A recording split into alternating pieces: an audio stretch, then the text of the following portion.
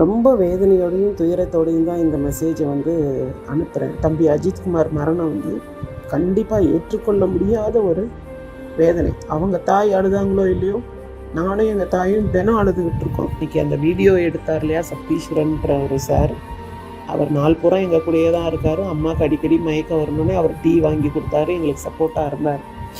ஏன்னா இன்ஸ்பெக்டருக்காக நாங்கள் வெயிட் பண்ணிகிட்டு இருந்தோம் நடந்த விஷயங்களை சொல்கிறதுக்கு. கம்ப்ளைண்ட் எழுதி கொடுத்துட்டு வந்துட்டோம் வீட்டுக்கு. அன்றைக்கி நைட்டே வந்துட்டோம். இன்ஸ்பெக்டர் சார் 8:30 மணி போல் வந்தாங்க. என்னை பொறுத்தளவுக்கு நான் அமைதியாக இருக்கேன்றக்காக நான் குற்றவாளி கிடையாது. அது கடவுளுக்கு தெரியும். எவ்வளவோ பேர் என் மேலே என்னென்னமோ வாரி இறைக்கிறீங்க. மீடியா கிடச்சிருச்சுன்னா என்னன்னாலும் பேசலான்ற மாதிரி ஆயிடுச்சு. சரி பரவாயில்ல, இது ஒரு சூழ்நிலையை வந்து கடவுள் எனக்கு என்னோடய மன உறுதி எவ்வளோன்னு சோதிக்கிறாருன்னு நான் நினச்சிக்கிறேன். எனக்கு வந்து என்னோடய வயதான தாயாரை நான் பராமரிச்சுட்ருக்க ஒரு கட்டாய சூழ்நிலையில் இருக்கேன். என்னமோ காலேஜில் நான் இன்றைக்கி லீவ் போட்ட மாதிரி ஒரு சில ஊடகங்கள் சொல்கிறாங்க. நான் வந்து கிட்டத்தட்ட காலேஜ் தொடங்கி ஒரே ஒரு நாள் தான் போனேன். 16ஆம் தேதி காலேஜ் ஓப்பன் பண்ணாங்க, ஜூன்.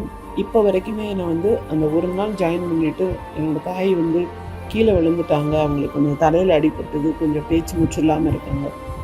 பேச்சே இல்லை, பேசவே இல்லை. இப்போ தான் மெல்ல மெல்ல பேச ஆரம்பிச்சேன். எவ்வளவோ துரோகிகளையும் துயரங்களையும் சந்திச்சது தான் என் பர்சனல் லைஃபு. இன்றைக்கி எல்லாம் மீடியாவில் பெருமையாக பேட்டி கொடுக்குறாங்க. அவங்களோட வாழ்க்கை வரலாறை திரும்பி பார்த்தாங்கன்னா அவங்க எவ்வளோ பெரிய மோசமானவங்கன்னு அவங்களுக்கே தெரியும், மனசாட்சின்னு ஒன்று இருந்தால். நான் பல தடவை அவங்க அம்மாட்ட சாரி கேட்கணும், அவங்க அம்மாட்ட பல தடவை மன்னிப்பு கேட்கணும். என்னால் வந்து நேரில் வர முடியல. ஏன்னா கேமராக்கள் என்னை விடாமல் துரத்திக்கிட்டே இருக்கு. எங்கள் வீட்டு வாசல் கதவை கூட திறக்க முடியல. எனக்கு ஐஏஎஸ் அதிகாரி தெரியும், அது அவங்கள தெரியும், இவங்கள தெரியும், ஃபோன் பண்ணேன் அப்படின்றாங்க. இந்த அஜித்குமார் தம்பி அவர்களோட மரணத்தை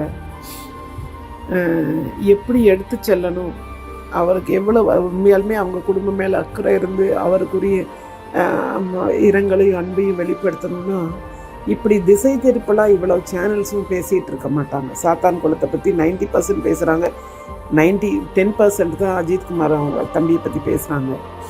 அதை தவிர என்னோட பர்சனல் வாழ்க்கை வரலாறு வந்து இந்த சமுதாயத்துக்கு ரொம்ப பெரிய முக்கியம் கிடையாது.